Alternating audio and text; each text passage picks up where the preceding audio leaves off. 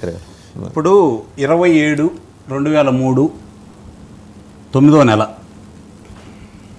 Plenary మీటింగులో అనంతబాబు గారు చాలా స్పష్టంగా కూర్చున్నది మీకు నేను చూపిస్తాను. ఇది ఒకటి ఆయన చూసుకోమన్నాడు. ఆయన దగ్గర డేటా ఉంటుంది కాబట్టి కావాలంటే నేను ప్లే చేస్తున్నాను. 27 సెప్టెంబరు 2023. ఈ తర్వాత రెండోది ఇప్పుడు ఎస్సీలకు సంబంధించి మంచి ప్రశ్న ఆయన ఉత్పన్నం చేయడం కూడా జరిగింది. ఇప్పుడు పథకాలు ఇస్తున్న అన్నీ కూడా వాళ్ళకి ఇస్తున్నట్టు రైతులకు ఇస్తున్నట్టు వాళ్ళు చూపించడం కూడా జరిగింది. 15,000 రూపాయలు రైతు బంధు కార్యక్రమం కింద ఇస్తామని చెప్పని వీళ్ళు చెప్పారు. ఈరోజు 13,000 రూపాయలు ఇస్తున్నారు. 13,000 రూపాయలు ఇస్తున్నారు సంవత్సరానికి. అందుట్లో 6,000 ప్రధానమంత్రి గారు ఇస్తున్నారు, 7,000 వీళ్ళు ఇస్తున్నారు రైతులకి. ఇప్పుడు ఇందాక వారు చెప్పినట్టు రైతులకు ఇచ్చిన దాంట్లో రైతు రుణమాఫీ సంబంధించి అన్నీ మాట్లాడారు కదా. 56,000 కోట్ల రూపాయలు ధాన్యాన్ని కొనుగోలు దానికి చెల్లించారు. ఓట్లు కొంటాను అంటే అది రైతులకు ఇచ్చినట్టు కాదు, వాళ్ళ సొమ్ము తీసుకొని వీళ్ళు ఇచ్చేదే ఉంది, అది కాదు కదా. ఇక రెండోది వచ్చేసరికి బెస్ట్ అవైలబుల్ స్కూల్స్ అని చెప్పి ప్రవేశపెట్టేసి ఉన్నత విద్య నేర్పే ప్రామాణికంలో మంచి విద్యార్థులను తీసుకొని వాళ్ళని తర్ఫీదిచ్చే కార్యక్రమాలు చేయడం కూడా జరిగింది. దాన్ని వీళ్ళు రద్దు చేయడం కూడా జరిగింది. 27 ఎస్సీ సప్లాన్లు వీళ్ళు రద్దు చేయడం కూడా జరిగింది. అందుట్లో ఎలాంటి సందేహం లేదు. నేను సాక్ష్యాధారాలతో సహా చెప్పమంటే నేను చెబుతాను. ఇక దీనికి సంబంధించినంత వరకు ఒక చిన్న ఉదాహరణ మీ ముందు నేను ఉంచుతున్నాను. వాసుదేవన్ గారు ఇందాక వారు చెప్పారు విదేశాలకు వెళ్ళే వాళ్ళందరికీ ఇచ్చామని చెప్పని. చంద్రబాబు నాయుడు గారు ఆ రోజు ప్రవేశపెట్టింది అచ్చం ఎస్సీల కోసం కాదు, ఇది అంబేద్కర్ విద్యా కానుక అనేది ఎవరికైనా వర్తించింది, ఇది అందరికీ వర్తించింది. అన్ని కులాలకి ఇచ్చేసాడు, ఇతర కులాలకు కూడా అన్ని కులాలకి ఇచ్చేసాడు. దాన్ని రద్దు చేసి మొన్న మొదలు పెట్టబోతున్నారు వీళ్ళు అందరూ చేయలేదు. లేదండి మీరు కావాలంటే చూసుకోండి. కాదు సార్ మీరు చూసుకోండి. పిడుగురాల్లో ఉన్న రెడ్డి గారు అమ్మాయి కూడా వెళ్ళి చదువుకుంది, కావాలంటే మీకు కావాలంటే పేరుతో సహా నేను ఇస్తాను. రెండోది ఇదన్నీ అయిపోయిన తర్వాత ఈరోజు మనకు మాట్లాడుకునే విధానాలు చూసుకుంటే ఇందాక వారు బడ్జెట్ గురించి అప్పుల గురించి మాట్లాడటం కూడా జరిగింది.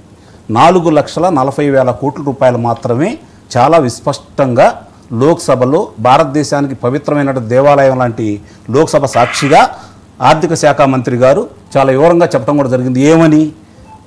ఆర్బీఐ పరిమితులకు లోబడి, ఇక్కడ బాగా అర్థం చేసుకోవాలి, అంటే అదొక్కటేనా మన అప్పు ఏమండి? అది 1,50,000 వాళ్ళు టార్గెట్గా పెట్టుకోవడం కూడా జరిగింది.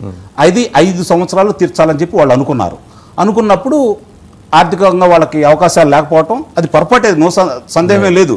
కానీ చివరిలో దానికి 2 సంవత్సరాలకు సంబంధించి ఆ డబ్బులన్నీ ఒకసారి జమ చేసిన తర్వాత ఎల్వి సుబ్రహ్మణ్యం గారు వచ్చేసి ఎలా మోకాళ్ళు అడ్డేసి చేశారో చాలా స్పష్టంగా తెలుసు. ఇక ఇందాక వాళ్ళు చెప్పారు ఏంటంటే రైతులకి బీమా పథకాన్ని అమలు చేస్తున్నాము అని చెప్పని. అది చేయకపోబట్టే అసెంబ్లీలో కూర్చొని చంద్రబాబు నాయుడు గారు హడావుడి చేసిన తర్వాత తిరిగి మొత్తం కూడా కాదు కొంత వాళ్ళు ప్రారంభించడం కూడా జరిగింది.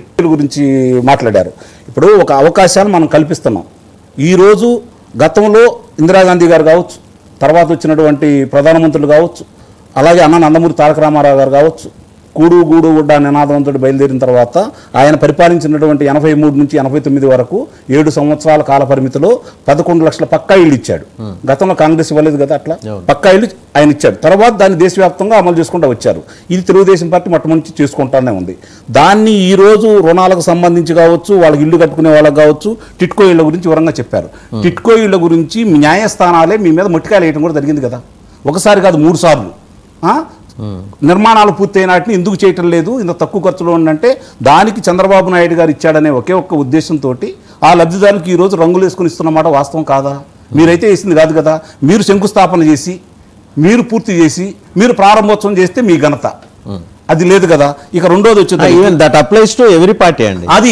అదే నేను చెబుతున్నాను. ఇప్పుడు విజయభాస్కర్ రెడ్డి గారు స్టార్ట్ చేసింది, తర్వాత రామారావు గారు మొదలు పెట్టేశారు, రాజశేఖర రెడ్డి గారు మొదలుపెట్టినటువంటి ఫీజు రీఎంబర్స్మెంట్ కొనసాగించారు కదా ఏ ప్రభుత్వాలు వచ్చినా. తర్వాత ఇప్పుడు ఆయన పెట్టినటువంటి ఉచిత విద్యుత్తుని కొనసాగించారు కదా, ఆరోగ్యశ్రీని కొనసాగించారు కదా. ఆ ఘనత మనం చెప్పుకుంటున్నాం కదా. ఇందాక వారు చెప్పారు చుండూరు సంఘటన ఎప్పుడు జరిగిందండి? తెలుగుదేశం పార్టీ హయాంలో జరిగిందా? ఇప్పుడు అనంతబాబు గారి ఇష్యూ మీరు చెప్పారు, కానీ నేను చెబుతున్నాను చుండూరు ఇష్యూ ఎప్పుడు జరిగింది? ఇది ఏ పార్టీలో ఉండా ఆ లోకల్ ఉన్న వ్యక్తులు వాళ్ళు చేస్తారు. నిజంగా పార్టీలే చేస్తా ఉంటే ప్రజాస్వామ్యం ఇలా ఉండదు కదా. ఏదండి కాంగ్రెస్ ఇదేంటి చుండూరు ఎవరు చేశారు? అదేనండి, అంటే పార్టీల గురించి చెప్పాను. చంద్రశేఖర్ గారు పార్టీల గురించి చెప్పాను. ఇప్పుడు మీరందరూ కాంగ్రెస్ నుంచి వచ్చిన వాళ్ళే. ఒక్క నిమిషం అండి సార్. నా 5 సంవత్సరాల తెలుగుదేశం పార్టీ పరిపాలనలో విద్యుత్ రంగానికి సంబంధించి ఏ రోజు కూడా మీకు విద్యుత్ ఛార్జీలు పెంచలేదు కదా. ఈ రోజు 8 సార్లు పెంచారు కదా. ఆ రోజు ₹3.63 విద్యుత్ రంగం నుంచి కొనుగోలు చేయాలనుకుంటే దాంట్లో ఏదో అన్యాయం జరిగిపోయిందని చెప్పని ఈరోజు స్వయంగా సజ్జల రామకృష్ణారెడ్డి గారు మాట్లాడిన విషయాలు మనకి ఈరోజు వారికి తెలుసు, మనం చెప్పాల్సిన పని లేదు. ₹18 చిల్లర కూడా కొంటున్నారు కదా. ఈ భారం ప్రజల మీద కదా పడుతుంది. మీరు మేలు చేసినట్ట కీడు చేసినట్ట? దీనివల్ల మీ రాష్ట్రానికి ఉపయోగం జరిగిందా అన్యాయం జరిగిందా ఒకసారి ఆలోచించుకోవాలి కదా. ఇప్పుడు గ్రీన్ ట్రిబ్యునల్ గురించి కూడా వాళ్ళు మాట్లాడారు. ₹100 కోట్ల వారికి పెనాల్టీ వేసిన మాట కూడా వాస్తవమే. తర్వాత దాన్ని రద్దు చేయడం కూడా జరిగింది, సరే కొంత చెల్లించడం కూడా జరిగింది. ఈరోజు ఇసుక విధానం వల్ల మీరు తీసుకొచ్చిన దానివల్ల ఈరోజు మేలు చేశారా కీడు చేశారా? ఆ రోజు ఒక్కొక్క ట్రాక్టర్ ఇసుక ఇంటికి రావడానికి ₹1,200 1250 నుంచి 1600 అండి. కొంచెం దూర ప్రాంతం అయితే 1600 ఇసుక ఈ రోజు అందింది. ఈ రోజు 10,000 దాకా దాన్ని ఖర్చు పెట్టాల్సి వస్తుంది కదా. అంటే ఇది మనం మేలు చేసామో కీడు చేసామో